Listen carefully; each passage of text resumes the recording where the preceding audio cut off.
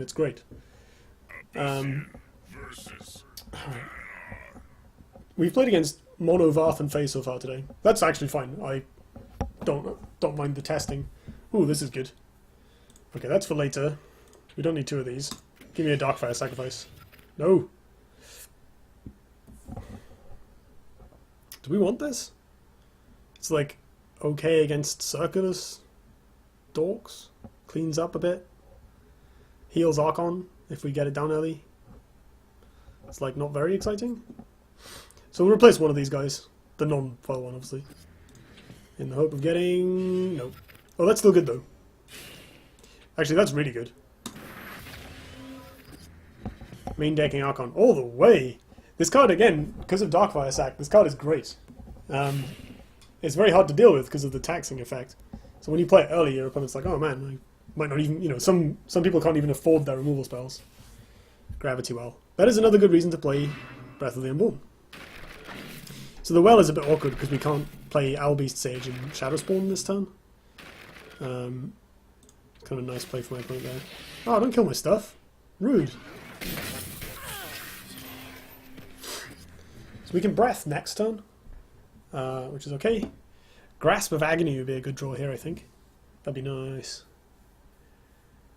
What can we do? Can like play a Celebrant on the mana tile, and then Sphere, essentially. Prismatic to boot. I don't play Prismatic Illusionist in this deck. I think that's a different... You can do that and just like try and get big Night Shrouds off. I think that's a legitimate playstyle.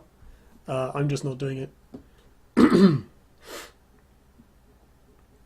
not sure what I'm supposed to replace here. I think I can feel a Breath of the Unborn coming on unless we hit the Grasp of Agony, which would be the dream. We have 2 chances at it as well. We actually want that guy. I should replace one of these. Let's replace the Archon because he's a bit slow at this point. That's not awful. Okay, so let's Sphere of Darkness this one. Because if we hit the Grasp, we kill everything else. We do not. Alright. So let's just kill one of these. Make some 1/1s. And pass. That was not exactly the best turn I've ever had. But if my opponent spams out more stuff to... Damn it, there you are. If my opponent spams out more stuff to take advantage of the tempo that she's gained, we do at least have a punish for that. Breath with the 1/1s to deal chip damage is quite nice. I have had some really good turns when my opponent's done this sort of thing and just played into Grasp of Agony, and I've been like the happiest little monster. So the other option here is we take... Oh no, she's going to take this. Oh, she didn't. Oh, sweet.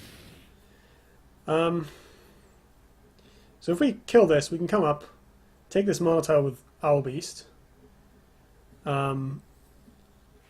make the Shadow Spawns, and then, I don't know, we can Darkfire Sack. That buffs it as well. I don't think we're playing Cryptographer with that, but it sets up something, I guess. If she kills it, we can Nether Summon, which is nice. No, I need to be here, don't I? I can go here, do this, pop this, and I will Darkfire Sack the one that's in Warbird range. That's probably enough health. It doesn't matter too much if my opponent kills it because of Nether Summoning. Although, Nether Summoning an Owlbeast Sage and a Hearth Sister isn't that good.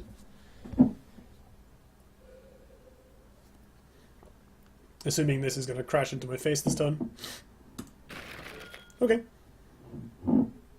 We can do that.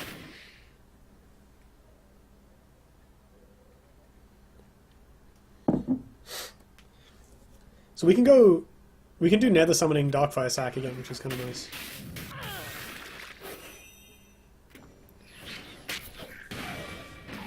Kind of feels like a waste of a Nether Summoning, but you know, it's a card for an Owlbeast Sage and friends. I'll take it. Sure.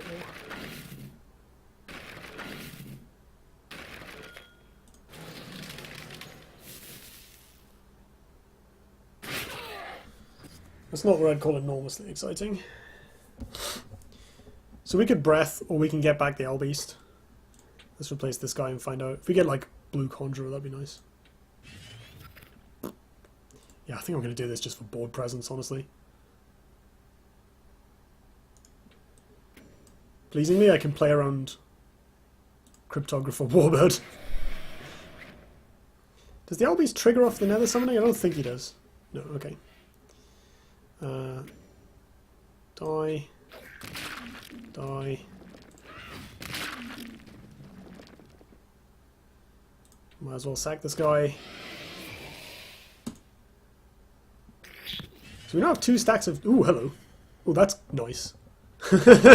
So we could just get 2 Albeast Sages back and play this. And then we end up with a huge board. That seems really good, actually. If this doesn't get transformed, that's very solid. Alternately, we can...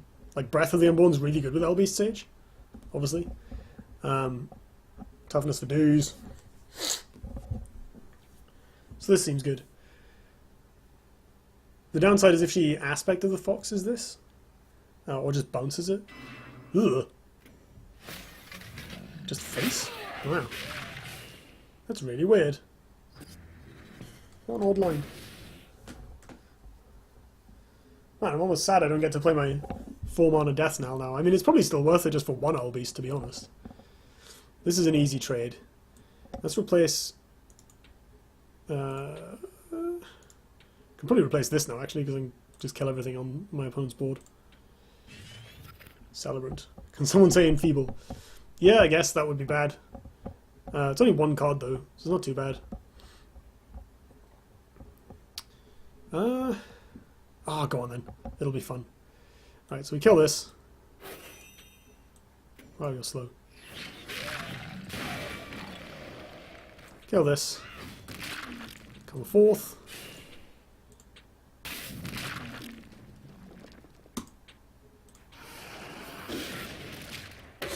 Seems good.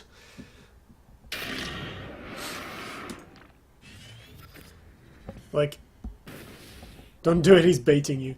No, this is probably fine. Like, even with the Enfeeble, my opponent has to have a Scorn or something to kill all this stuff. And if she doesn't have the Enfeeble, I mean, look how good this is. Like, otherwise we're just doing nothing, right? Or wasting the Darkfire sack on a Sojourner or something. The other thing is, I have another Death Knell in the deck, and I can generate more of them off Blue Conjurer. If these all die, we can get them back again. Like, just drawing another Death Knell would give me 4 Albeast Sages and another 6/6. So good.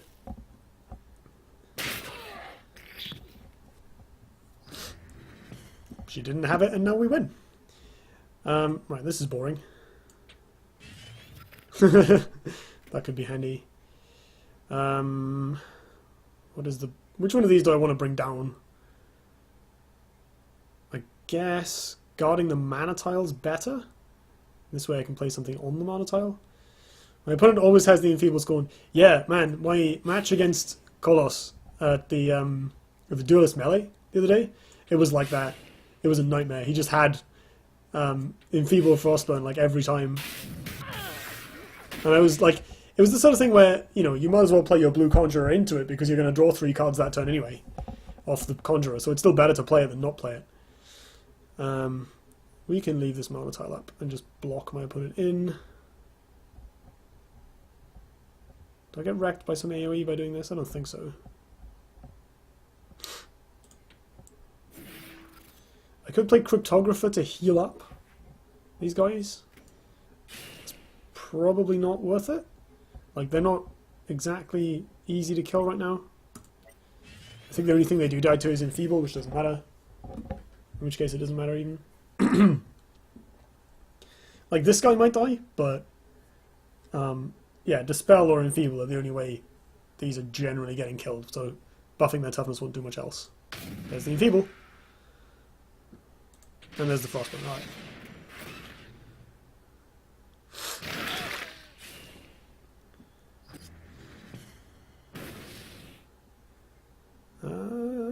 That does nothing. Damn it. How aggressive do I get here? We'll just do this. There's no need to go really far forward. Where are my conjurers?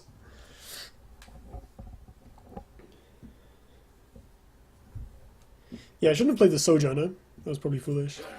That's fine. Rather let's get transformed than... Oh, crap. Here we go. Kill a Wraithling, please. Damn. Okay, so we need Ritual Banishing. Hey.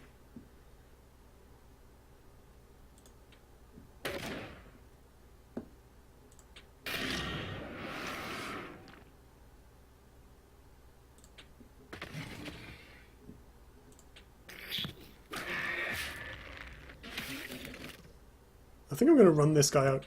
Like, against Frostburn, it's fine, because we lost some Wraithlings, whatever. And against another Meltdown, it's obviously... Oh, there you are. Much better. Chores is a profit. All the way. Okay. That's good. Normal Meltdown. Could be an Embler, I guess. Although Embler's not that crazy here. We still have this Mana Tile, which is really nice. Yeah, take 2, you fiend. There's the idea.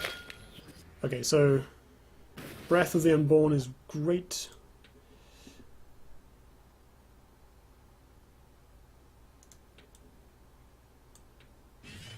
Nice. Oh, that's really good, actually. Oh, is it? Maybe using the Wraithlings is... Yeah, using Wraithlings is better. It is a shame that Kaleno died. That makes me sad. That's really good. We can park that underneath me so that Warbird deals damage to my opponent as well. For the extra lols. Obviously kill this. Click this button. Kissing face him back. I will be the better man. Hello. Oh boy. Those were some good conjurings. I'm actually going to put this little dude down here so it doesn't die. Which is helpful against second Embler or Meltdown. So she can't punch it, basically. Silly Wraithlings running into Warbird. Kissy face. Alright, fine. Chat has demanded there be kissy face. There is kissy face. What have we got? Ghost Seraphim. Oh baby.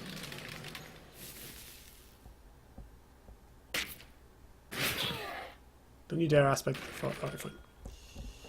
It did its job. Okay. How do we avoid dying to whatever Ghost Seraphim is going to do?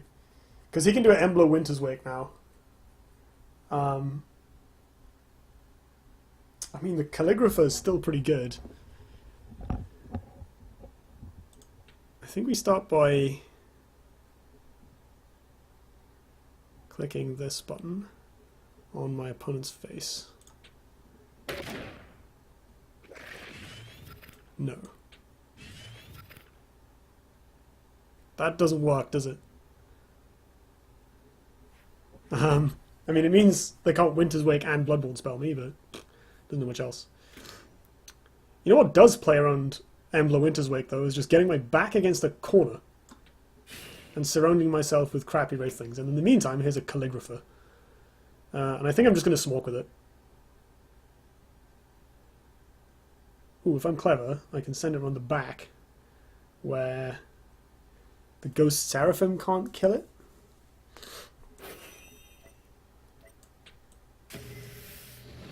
Peace. All these guys. Actually, it's slightly better odds to do that first, isn't it? I misplayed. There we go. Rewarded. Yeah, so now Embler Winter's Wake doesn't do very much. She gets one big wall and that's it. Oh, baby! Oh, that's amazing. No Hearth Sister plus. Yeah, no Hearth Sister would be good. Otherwise we are kaput, maybe? Maybe not. Yeah, she'd have to have like a minion and then another thing to Hearth Sister. She can like punch this and then... I think she's going through the same thought process I just went through. Yep. Do you have the Hearth Sister? Come on. Come on. Give it to me. No! Okay, that's fine. LOL!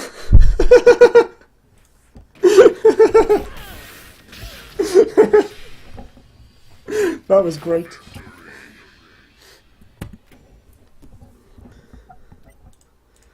Calligrapher. Hell of a card.